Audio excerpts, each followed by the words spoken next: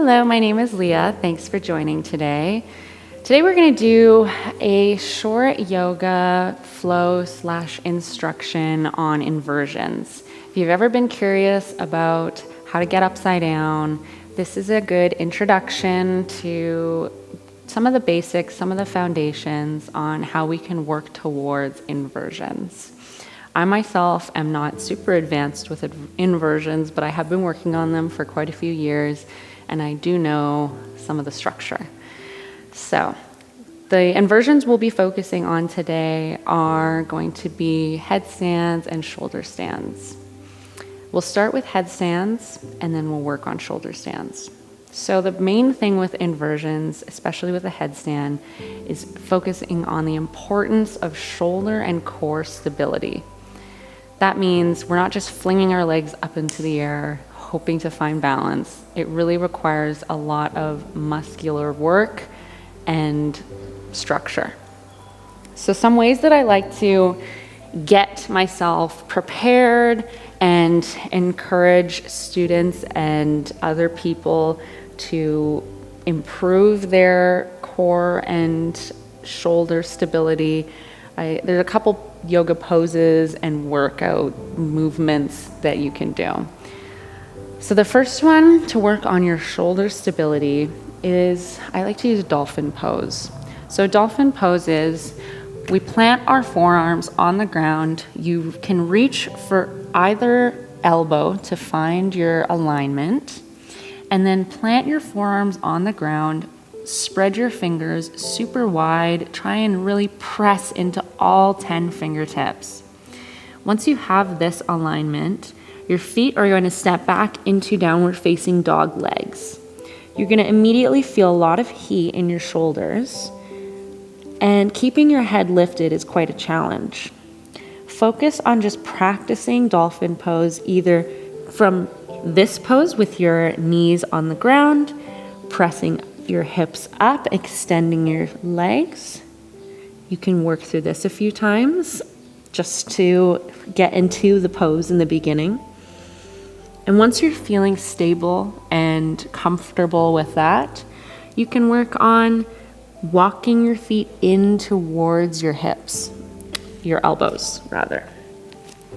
So lift your hips, extend your legs, and then work on taking a step in and then back out. Take a step in and take a step back. Your gaze can be in between your elbows or slightly towards the end of the mat, whatever's not straining your neck. So for shoulder stands, it's really important to use the pressure and the strength of pulling away almost between your shoulder blades, but also engaging and flexing the muscle. Now for core stability, what I like to use is plank. So you have the option to do high plank here, where our hips are down, our palms are grounded underneath our shoulders, and our fingers are wide, holding this plank, or even going to your knees and then coming up to plank. Down on your knees and then up to plank. Another option is similar to dolphin arms, keeping your forearms planted and stepping your feet back into plank. And holding here. Again, down on the knees, release, back up to plank. Down on your knees, and back up to plank. You can even go into dolphin, and then down to plank. And rotate between these two.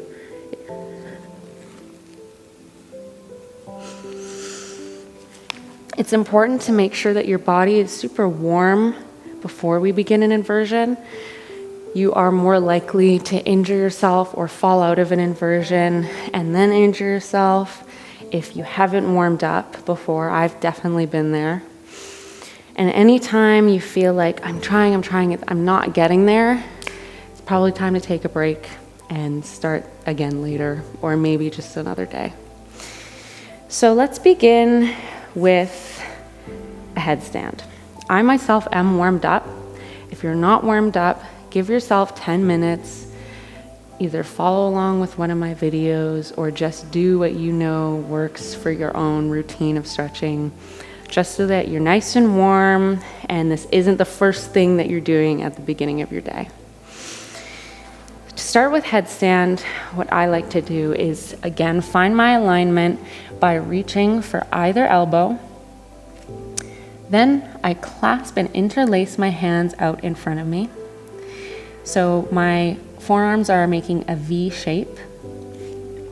In this V shape, I'm going to tuck the top of my head. And I'm going to step my knees back. You might want to walk your elbows up just to find the right place on your forehead, on the top of your head, on your elbows. Just kind of get yourself comfortable here. You don't want any places to be pinching or uncomfortable. We have the option here to just slowly walk our feet in step by step, see how far we can get. You want to find the place where you feel that your hips are on top of your core and your shoulders.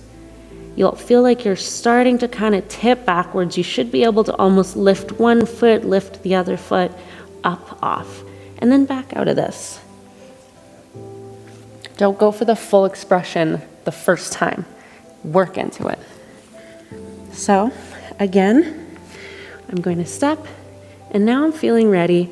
I'm going to lift one leg, and then I'm going to lift the other leg. And you can keep your legs spread. This is a good way to start because you can really balance the forward-backward rocking. And just find the balance here. I'm engaging my core. I'm pressing into my shoulders. I'm focusing on my drishti, or my area of stillness. You can keep your knees bent. You can straighten your legs. Whatever feels right, and just hold. If you feel like you're coming out of the pose, try and very slowly bend your knees and step out. Once you're finished, counterbalance, counter the pose with a little child's pose here.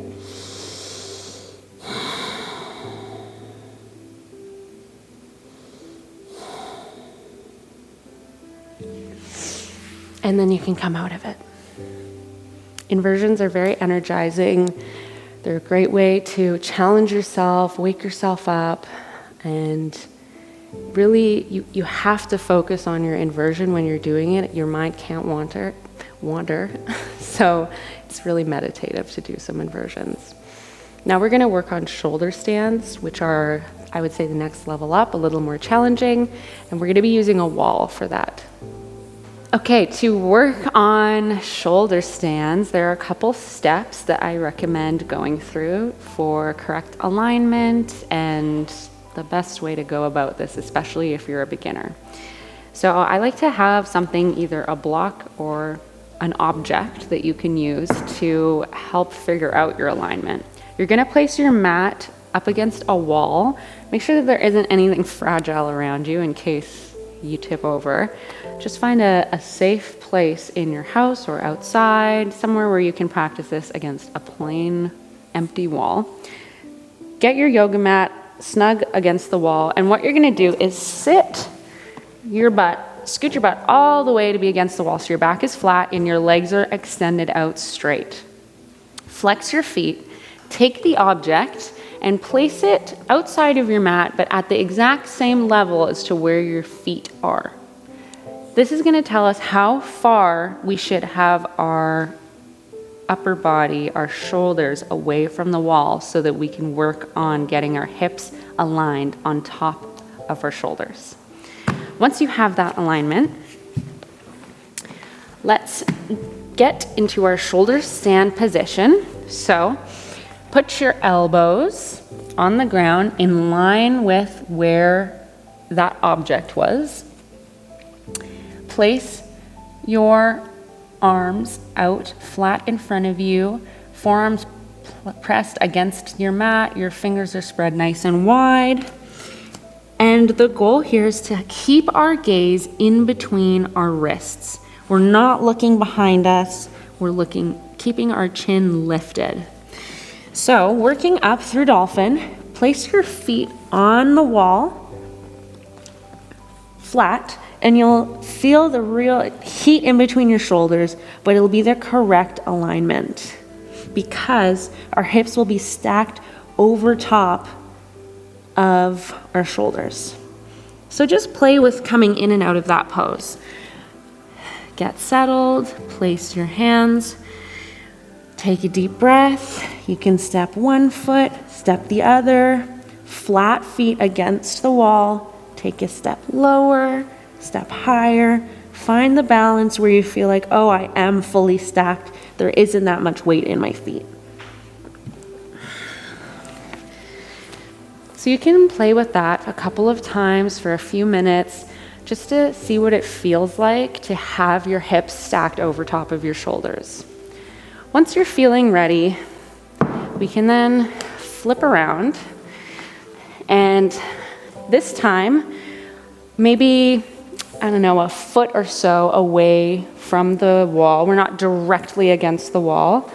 We'll do the same thing facing the opposite direction, and instead we'll kick our feet up so that they can rest against the wall, and the wall will be our support in this full expression of shoulder stand. So I'm about a foot away from the wall here. I've reached for either elbows. My hands are flat, palms against the earth. I'm stepping back through dolphin, and then when I'm feeling comfortable, I'm kicking up and seeing if I can make it to the wall. It might take a few tries, so you might have to adjust your location. You might have to go closer, go further, and find the place where you can balance. Once you're there, make sure your gaze is up. Keep the heat in your shoulders, and then come out. You might need to take a little break if too much blood is rushing to your head, but just keep trying.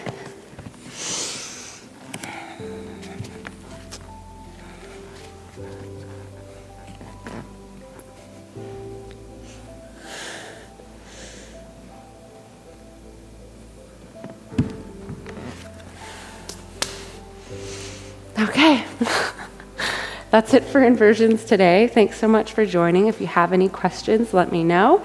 If you'd like to practice any other inversions, please let me know as well, and I'll see you next time. Thanks. I just wanted to say a special thank you to our friends at Wade Studio for letting us use their beautiful space here. If you're in the Toronto area, you should definitely check them out at wadestudio.ca.